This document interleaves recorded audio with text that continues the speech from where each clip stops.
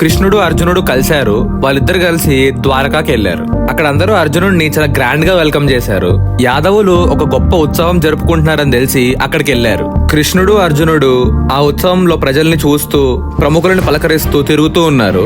అంతలోనే అక్కడ చాలా ఎలిగెంట్ గా చాలా చాలా అందంగా ఒక అమ్మాయి డాన్స్ చేయటం చూశాడు అర్జునుడు.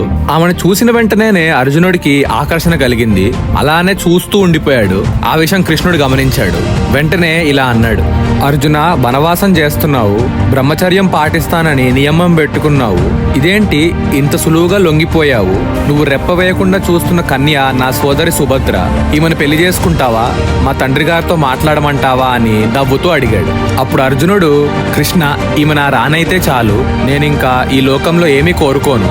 ఈమెని నా దాన్ని చేసుకునేందుకు ఏం చేయాలో చెప్పు, నువ్వు ఏం చేయమన్నా చేస్తాను అని అన్నాడు. అప్పుడు కృష్ణుడు ఇలా అన్నాడు, అర్జున, క్షత్రియులకి స్వయంవరం ద్వారా వివాహం చేసుకునే పద్ధతి ఒకటే ఉంది. కానీ అమ్మాయిల మనసు చాలా చంచలంగా రెస్ట్లెస్ గా ఉంటాయి.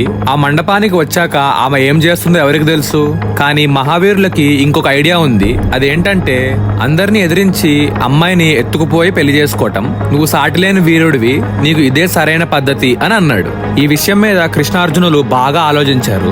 నెక్స్ట్ డే సుభద్ర పూజ చేయడానికి ఒక పర్వతం దగ్గరికి వెళ్ళింది. ఆ సంగతి అర్జునుడు కృష్ణుడికి చెప్పాడు. కృష్ణుడు తన రథాన్ని సిద్ధం చేయించాడు. దాంట్లో ఆయుధాలు నింపి అర్జునుడికి ఇచ్చాడు. అర్జునుడు కవచం ఆయుధాలు ధరించి వేటుకి వెళ్తున్నాను అని అందరికీ చెప్పి ఆ పర్వతం వైపు వెళ్ళాడు. ఇంకోవైపు పూజ అయిపోగొట్టుకుని సుభద్ర ద్వారకా వైపు తిరిగి వస్తుంది. అర్జునుడు రథం మీద నుంచి దూకి ఆమెని బలవంతంగా రథంలో కూర్చోబెట్టి ఇంద్రప్రస్థం వైపు బయలుదేరాడు. ఆ విషయం తెలిసి యాదవులందరూ సమావేశం అయ్యారు. తామెంతో ఆదరంగా స్వాగతించి గౌరవిస్తే అర్జునుడు సుభద్రని బలవంతంగా తీసుకెళ్లి మనందరికి తీరని అవమానం చేశాడు, అతన్ని చంపేయాలి అని ఫిక్స్ అయ్యారు. అప్పుడు బలరాముడు అందరినీ ఆపి ఇలా అన్నాడు, మనమందరం ఇంత ఆవేశపడుతున్నాము, కానీ కృష్ణుడు ఇంత కామ్ గా కూర్చొని ఉన్నాడు. మనందరిలో తెలివైన వాడు కృష్ణుడు. అతడి అభిప్రాయం తెలుసుకొని అప్పుడు ఏం చేయాలో ఆలోచిద్దాం అని అన్నాడు. అప్పుడు కృష్ణుడు ఇలా అన్నాడు, అర్జునుడు మన అవమానించలేదు, సన్మానించాడు. మన అమ్మాయికి అర్జునుడి కంటే గొప్ప వరుడు దొరుకుతాడు. అసలు ఎవరో దానమిస్తే స్వీకరించి వివాహం చేసుకునేందుకు కన్య పశువు కాదు. అందుచేత అతనికి కన్యాదానం అంగీకారం కాదు. యాదవులు ధనం తీసుకొని తన గారాల పట్టి అయిన అమ్మాయిని అమ్ముకోరు. అందువల్ల అతడు కన్యాశూల్యం కావాలని అడగలేదు. ఆదిదేవుడైన రుద్రుడు తప్ప ముల్లోకాల్లోనూ అర్జునుడంతా వీరుడు ఇంకొకడు లేడు.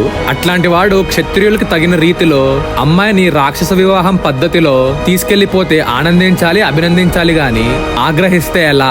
అందుచేత మీరందరూ వెళ్లి తను తీసుకొచ్చి చాలా గ్రాండ్ గా సుభద్రతో వివాహం చేయటం మంచిది అని నా అభిప్రాయం అని అన్నాడు. కృష్ణుడు చెప్పినట్టే యాదవులందరూ సుభద్రార్జునులకి వైభవంగా వివాహం చేశారు.